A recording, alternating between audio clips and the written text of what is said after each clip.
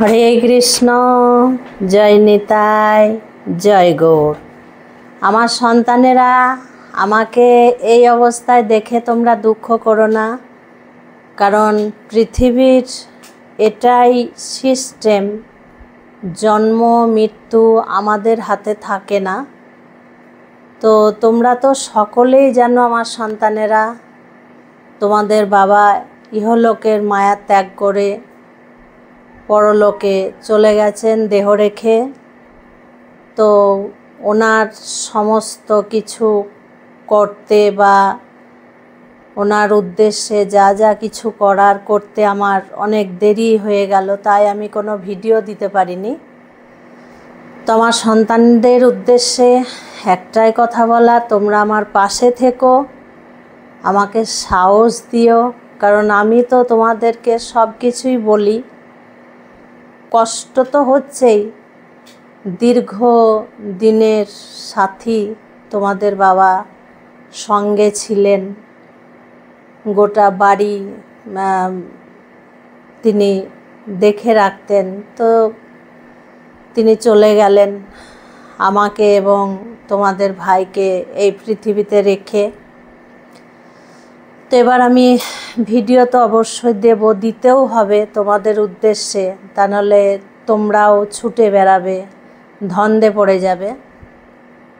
তো তোমরা সকলেই খুব ভালো থেকো, সুস্থ থেকো, আর ভিডিও যেমন দেখছিলে আবার দেখবে, আমিও ভিডিও দিতে থাকব।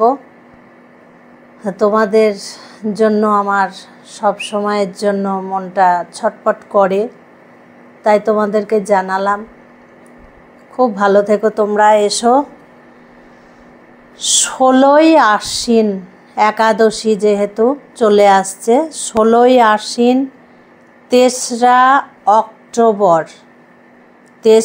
অক্টোবর শুক্রবার পাশাঙ্কুশা একাদশীর ব্রত, বোঝা গেল? এবং এই দিন থেকে, এই 16ই আশ্বিন থেকে 3রা অক্টোবর শুক্রবার থেকে আমাদের নিয়ম সেবা আরম্ভ। আমাদের যে প্রতি বছর কার্তিক মাসে নিয়ম সেবা ব্রত আমরা পালন করি, সেটা এই দিন থেকে শুরু হয়ে যাচ্ছে। আর এই দিন থেকে ভগবানের উদ্দেশ্যে দীপদানও শুরু হয়ে যাচ্ছে। এই দিন থেকে দীপদান করবে ভগবানকে। তো কিভাবে দীপদান করবে, কেমন করে, বিষয়বস্তু কি, এগুলো আমি সব জানিয়ে দেব, তোমরা ভিডিওতে পেয়ে যাবে। দেরি আছে এখনো কদিন, তার আগেই আমি তোমাদেরকে জানিয়ে দেব। আগে একাদশীটা আমি জানিয়ে দিই।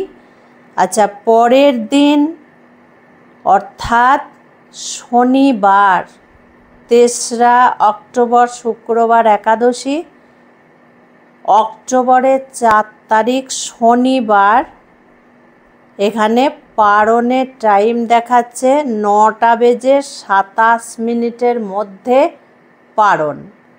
9:27 মধ্যে পারণ। 27 মিনিট পার যেন না হয়ে যায়, বোঝা গেল?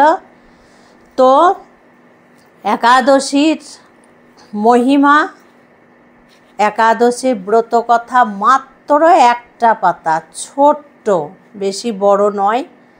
তার আগে আমি কিন্তু বারবার বলি, একাদশীর আগের দিন ভগবানের সামনে বসে কখনো একাদশী করব বলে সংকল্প করবে না। সংকল্প করলে সেটা প্রতিজ্ঞাবদ্ধ হয়ে যায়।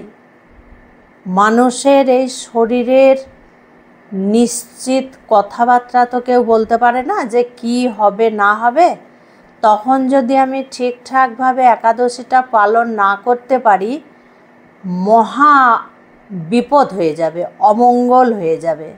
কারণ ভগবানের কাছে কথা দেয়া মানে সেটা পালন করতে হয়। তাই প্রতিজ্ঞা করবে না, শুধু ভগবানকে জানাবে, ভগবান আগামীকাল একাদশী, তুমি শক্তি দাও আমি যেন পালন করতে পারি, আমি যেন পালন খুব ভালোভাবে করতে পারি। আমি চেষ্টা করব একাদশী করা।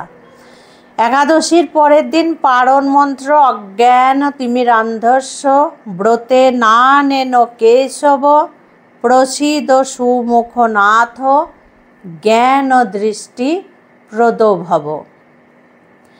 পাশাঙ্কুশা একাদশী বা পাপাকুশা একাদশীও বলে।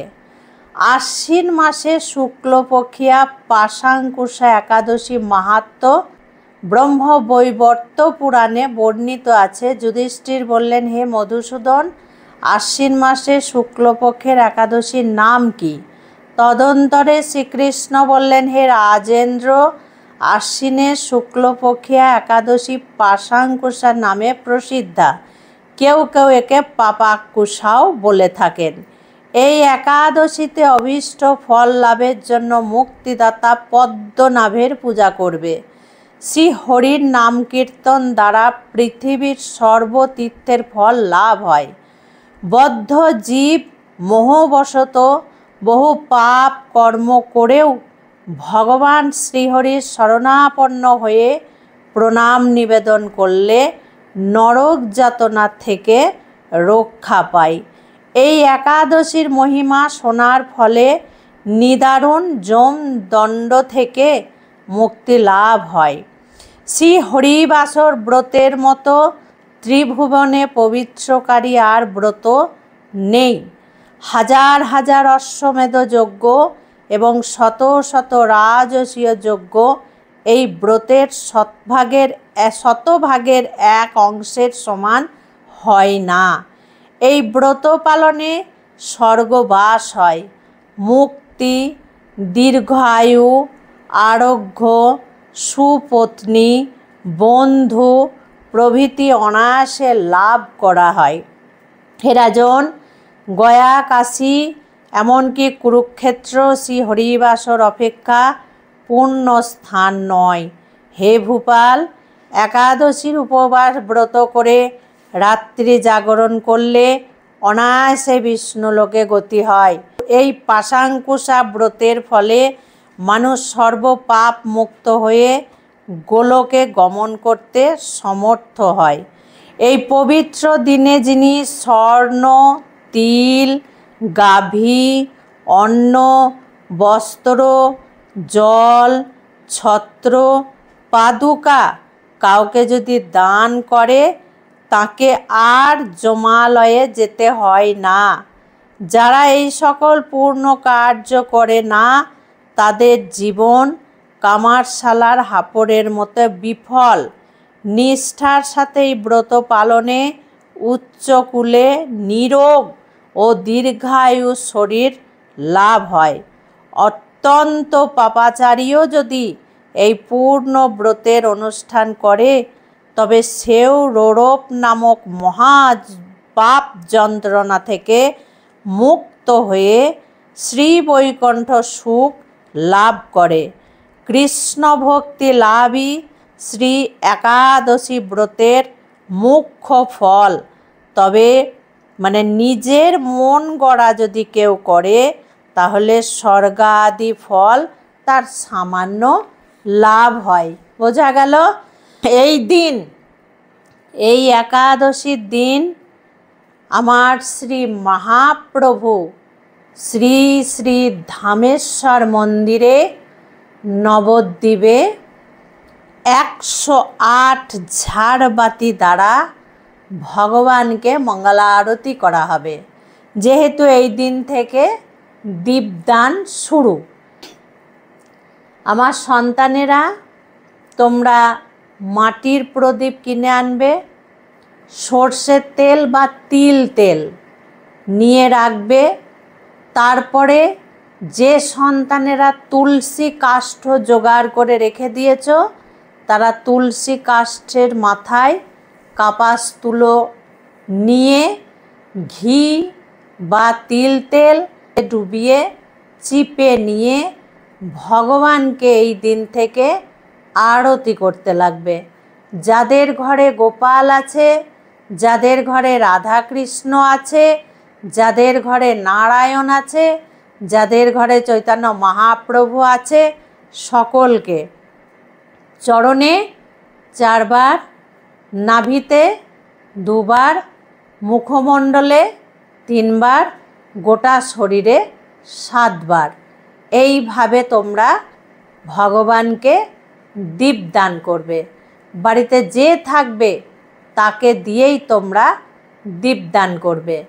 আর কি কি খাবে না, কি কি করবে, এগুলো আমি বাকি সব পরের ভিডিওতে বলে দেব, কারণ একটা ভিডিওতে অত কিছু বলা সম্ভব নয়। আমার সন্তানেদের ধৈর্য থাকবে না। তোমরা একাদশী, এই একাদশীটা কিন্তু অবশ্যই পালন করো, কারণ এই দিন থেকে নিয়ম সেবা আরম্ভ হচ্ছে। তো এই একাদশীটা কিন্তু খুব দরকার, অবশ্যই তোমরা এই একাদশী করবে। বোঝা গেল? খুব ভালো থেকো তোমরা, সুস্থ থেকো, প্রত্যেকটা ভিডিও দেখতে থেকো। আজকে আসছি। হরে কৃষ্ণ, জয় নিতাই, জয় গৌর।